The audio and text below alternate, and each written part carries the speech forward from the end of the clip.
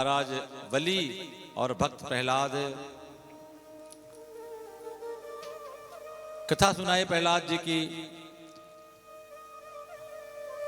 कि वाराह अवतार में जब हिरण्याक्ष के उद्धार के बाद उसका भैया हिरण्यकश्यप जो था वो भगवान का प्रबल शत्रु बन गया। भगवान के नाम से उसको इतनी घृणा हो गई, कोई अगर भगवान का नाम लेता मिल जाए तो उसका वध कर दिया करता था। और उसके 4 बेटे हुए, आह्लाद, अनुलाद, संलाद और प्रहलाद। छोटा बेटा हुआ प्रहलाद। और प्रहलाद जो है बचपन से ही ब्रह्मण्यः शील संपन्नः सत्य संधो जितेंद्रियः। परम ब्राह्मण भक्त था, शीलवान था, सत्य का अनुपालन करने वाला था, जितेंद्रिय था। अर्थात प्रहलाद में सारे एक महात्मा गुण विद्यमान थे। पिता ने भेजा पढ़ने के लिए, उसका अपना जो विद्यालय था, निजी राजा था वो।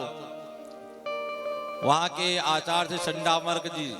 षंड और अमर्क 2 आचार्य जीवन पढ़ाते थे। एक दिन राज्य का संचालन में उस क्षेत्र में पधारे हैं हिरण्याकश्यप। सोचा कि बेटे से मिलने देख ले कैसी पढ़ाई चल रही है। उन्होंने कहा कुछ सुनाइए, क्या पढ़े हो बेटा? प्रहलाद जी कह रहे हैं, तत्साधु मन्ने असुरवर्य देहिनाम सदा समुद्विग्न धियाम सद्गात् हित्वात्मपातं गृहमन्धकूपं वनो गतो यद्धर्मासहित। प्रहलाद जी करे, पिताजी जो हमने पढ़ा है, पाठ सुना रहा हूं आपको, ये जो जीवन आपका है ना, गृहस्थ जीवन अंधकूप है। कैसा अंधकूप? 16 अंधों कहा सुनाई प्रहलाद जी ने, 16 अंधों की, कि 16 अंधे के जंगल में जा रहे थे। एक कुआं था जमीन के बराबर। अब अंधों कहां दिखाई पड़े, पहला अंधा कुएं में गिर गया। उसने सोचा कि अगर मैं आवाज लगा दूंगा भैया कुआं है, मैं गिर गया, तो बाकी अंधे दाएं बाएं से निकल जाएंगे, हमको निकालने का उपक्रम करेंगे नहीं, कोई उपाय नहीं करेंगे। उसने कुछ नहीं बताया। पीछे वाले का भैया ठीक है ना, हाँ एकदम रास्ता बढ़िया, चकाचक आ जाओ तुम भी। दूसरा गिरा धम्म से। दूसरे ने कहा जब पहले नहीं बताया तो हम क्यों बताए, हम भी नहीं बताएंगे। ऐसे तीसरा, चौथा, पांचवा, 16 लोग गिर गए, पूरे सारे अंधे गिर गए। अब वो लड़ने लगे कि तुमने बताया क्यों नहीं, उन्हें क्यों बताए, किसी ने बताया?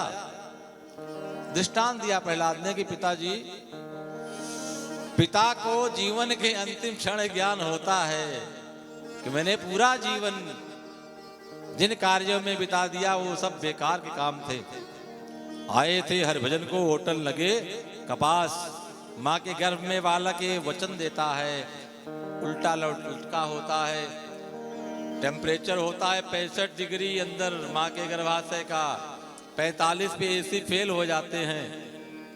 और मैया लोग जब गर्भावस्था में होती है तो चटनी, अचार, खटाई, मिर्ची बहुत अच्छा लगता है, खूब खाती है। और छोटा बच्चा होता कितना, उसकी त्वचा कितनी चिकनी होती है। और अंदर गर्भ में तो, और 92 दिन, 3 महीना 2 दिन बाद गर्भस्थ शिशु के पिंड में प्राण वायु का संचार हो जाता है। तब तक वो निष्प्राण होता है, मांस का लोथड़ा होता है। और भगवान का एक वरदान है जो पिता भीष्म को दिया था, उनके पिता शांतनु ने, वो सबको मिला है, हम सबको, लेकिन खाली गर्भ काल के लिए। गर्भावस्था में जीव को अपने 100 जन्म के कर्मों की याद बनी रहती है। अपने कर्मों का चिंतन करता है 6 महीना, 6.5 महीना। और मैया लोग जब खाती है तीखा तो जाके लगता है तो चिल्लाता है, प्रभु बचाओ, प्रभु बचाओ, अब की भजन करेंगे, भजन करेंगे। भगवान कहते हैं बहुत बार भेजा भजन करने के लिए, तो यहां आने के बाद क्यों गड़बड़ हो जाता है? इसका समाधान दिया है। हमने कहा ना कि मानस में हर जिज्ञासा का समाधान बड़े सहजता से मिलता है। गोस्वामी जी ने लिखा है, भूमि परा भूमि परत भावर पानी भूमि परत भावर पानी भूमि परत भावर पानी भूमि परत भावर पानी जिम जीवहि माया लपटाई जिम जीवहि माया लपटाई जिम जीवहि माया लपटाई।